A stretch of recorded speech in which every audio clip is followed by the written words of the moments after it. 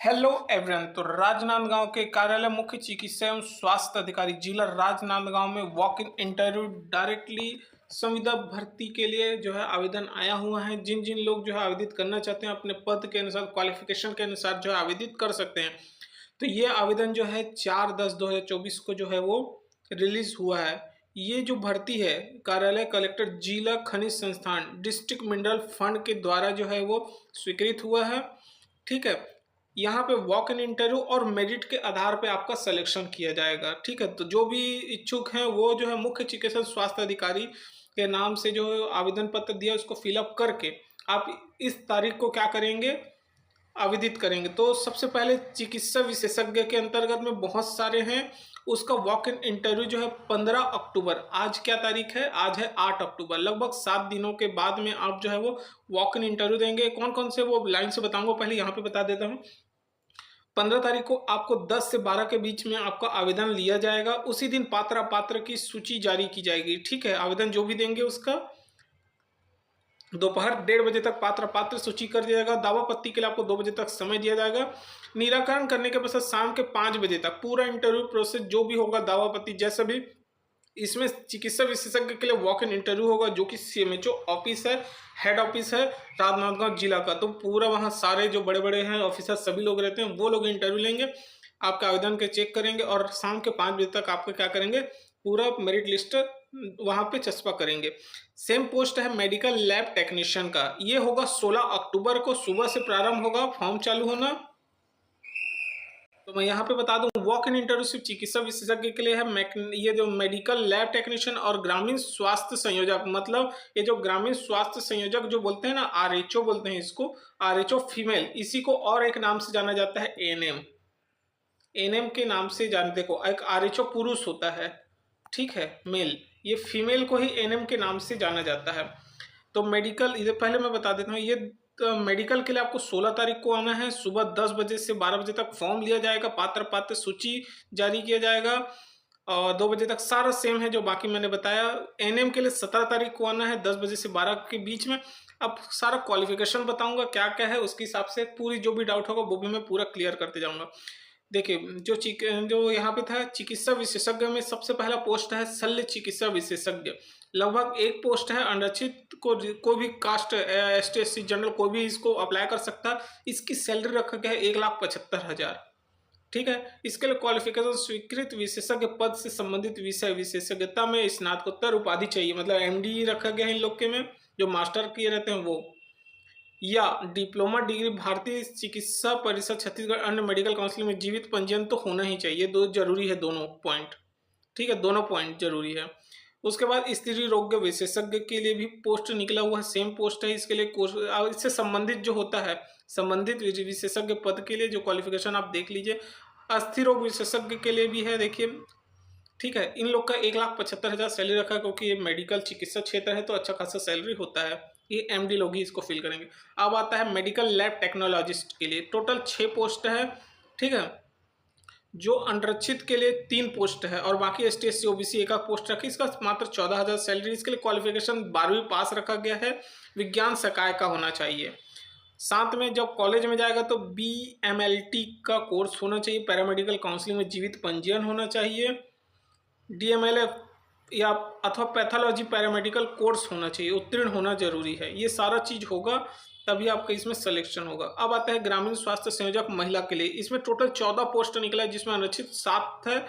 ST SC OBC के लिए देखिए 4, 1, 2 इस तक 13,000 की सैलरी रखा है। इसके लिए 12वीं पास होना चाहिए। 12वीं के साथ में होता है एएनएम का कोर्स होता है, लगभग 18 माह या 24 माह का प्रशिक्षण एक कोर्स किया जाता है, ये होना जरूरी है। और नर्सिंग काउंसलिंग में स्वास्थ्यकर्ता के रूप में पंजीयन होना जरूरी है।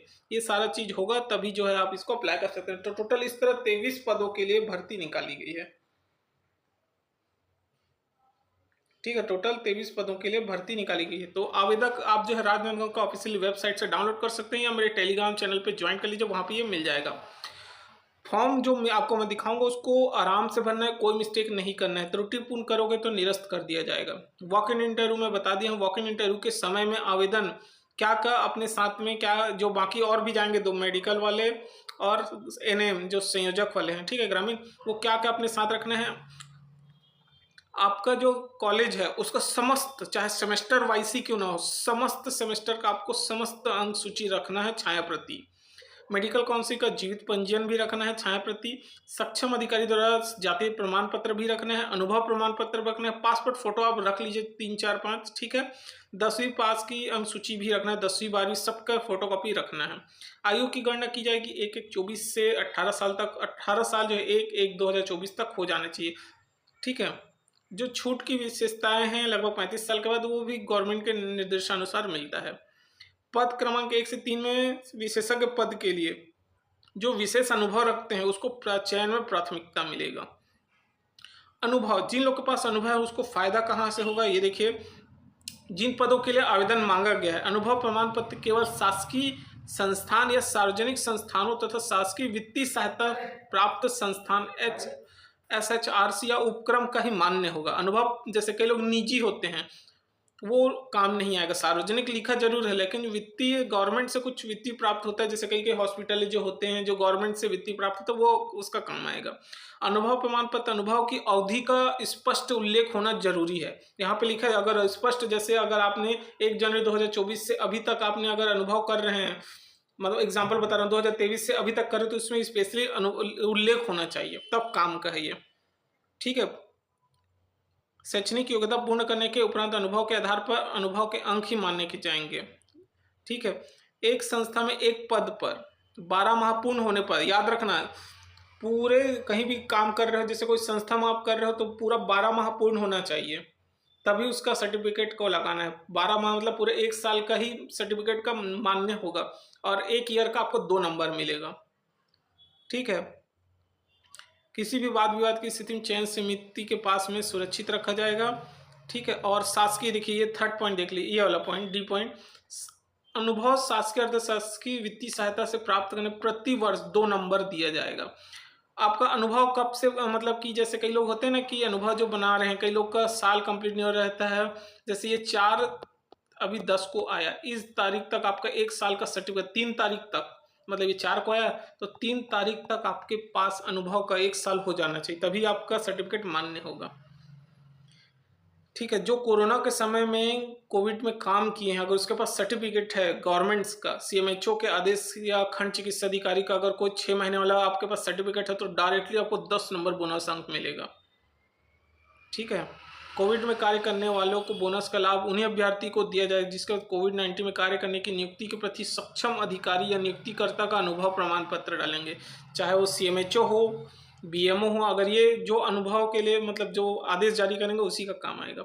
7वां पॉइंट वेरी इंपॉर्टेंट है, मेडिकल जो लैब टेक्नोलॉजिस्ट के लिए, LT के लिए, और एक है NM के लिए। इन लोग के लिए कोई वॉक इन इंटरव्यू नहीं है। आपका शैक्षणिक योग्यता जितना होगा उसका जितना भी परसेंट होगा उसका 90% अंक लेंगे वो लोग। जैसे आपका 80% है तो उसका 90% निकाल लेंगे, जो भी अंक होगा वो यहाँ पे निकाल लेंगे। और अनुभव है तो मैक्सिमम 10 नंबर तक में जो भी आपको मिलेगा उसको ऐड करके आपको मेरिट लिस्ट बनाएंगे, ठीक है। संविदा भर्ती है, ये DMF फंड के द्वारा आपको पैसा जो है दिया जाएगा, ठीक है। इसमें कोई भी आपको क्या करेंगे, पेंशन वेंशन नहीं मिलेगा। हाँ, जो TDS कटने के लिए उन लोग के लिए है जैसे 1,75,000 की सैलरी पर मंथ है ये, तो महीने तक आते तक मतलब पूरा मंथ ईयरली का आते तक बहुत ज़्यादा हो जाए, इसलिए TDS उन्हीं लोगों में कटेगा, ठीक है। संविदा वेतन से TDS कटता ही है। और संविदा नियुक्ति 1 वर्ष के लिए होगी। हर साल ये क्या होता है, रिन्यूअल होता है। तो स्टार्टिंग 1 वर्ष के लिए होगा, उसके बाद हर साल रिन्यूअल होते जाएगा ये, ठीक है। आपको चयनित अभ्यर्थी को पदस्थापना स्थल दिया जाएगा, वहीं पे मुख्यालय बना के आपको रहना पड़ेगा, बोल रहे हैं, साफ साफ लिखा है। अगर आप ऐसा नहीं करेंगे तो आपका तत्काल सेवा जो है वो समाप्त कर दिया जाता है। प्रतीक्षा सूची 1 वर्ष तक के लिए रखी जाएगी। जैसे कोई जिसका टॉप में नाम अगर वो ज्वाइन नहीं करता है तो नीचे वाले को मौका दिया जाएगा।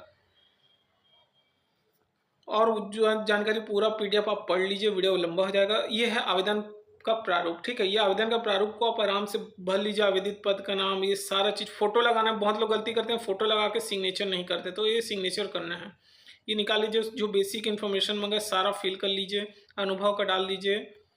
उसके बाद वैवाहिक स्थिति क्या, लाइन से इसका नाम लिखना है। स्वप्रमाण जितने डॉक्यूमेंट अटैच करेंगे सब में सिग्नेचर करना है और इस फॉर्म को ले जाना है। उसी दिन सब अपना डेट देख लीजिए। कोई भी डाउट है तो कमेंट करके जरूर पूछिएगा।